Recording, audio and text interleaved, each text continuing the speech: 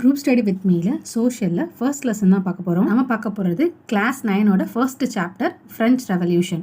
நம்ம எப்படி படிக்க போகிறோம்னா, ரைட் சைடில் டாப்பிக்கோட நேம் இருக்குது, சென்டரில் அந்த கண்டென்ட், லெஃப்ட் சைடில் அந்த கண்டென்ட்டுக்கு ரிலேட்டடான கீவேர்ட்ஸ் அண்ட் பாட்டமில் கொஷின்ஸ். ஸோ இப்படி தான் நம்ம படிக்க போகிறோம். ஜூலை 1789 பாரிஸ் சிட்டிக்குள்ளே கிங்கோட ட்ரூப்ஸ், அதாவது படைகள் நிறைய பேர் பாரிஸ் சிட்டிக்குள்ளே என்டர் ஆகுறாங்க.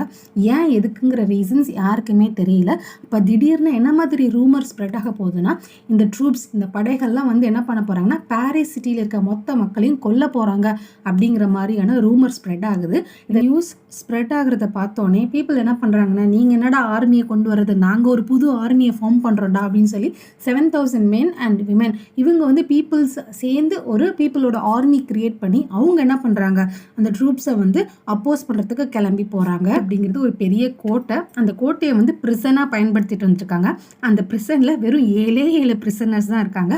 ஆனாலும் இந்த மக்கள் போய் ஆர்மி கூட, கிங்கோட ஆர்மி கூட சண்டை போட்டு அந்த கோட்டையை தகர்த்தெறிஞ்சு அந்த 7 பேரையும் காப்பாற்றி கூட்டிகிட்டு வராங்க.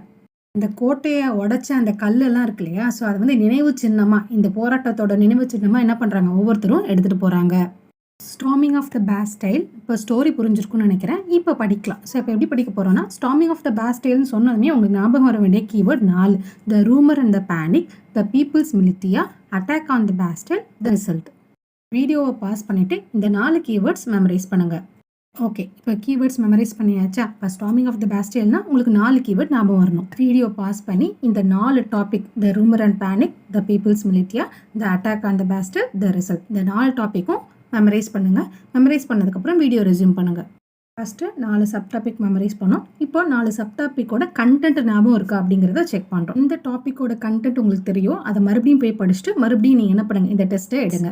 இந்த 4 சப்டாப்பிக்கும் உங்களுக்கு தரவானதுக்கப்புறம் நெக்ஸ்ட் பார்ட்டுக்கு போகலாம். நெக்ஸ்ட் பார்ட்டில் ஏன் அந்த பீப்புள் இவ்வளோ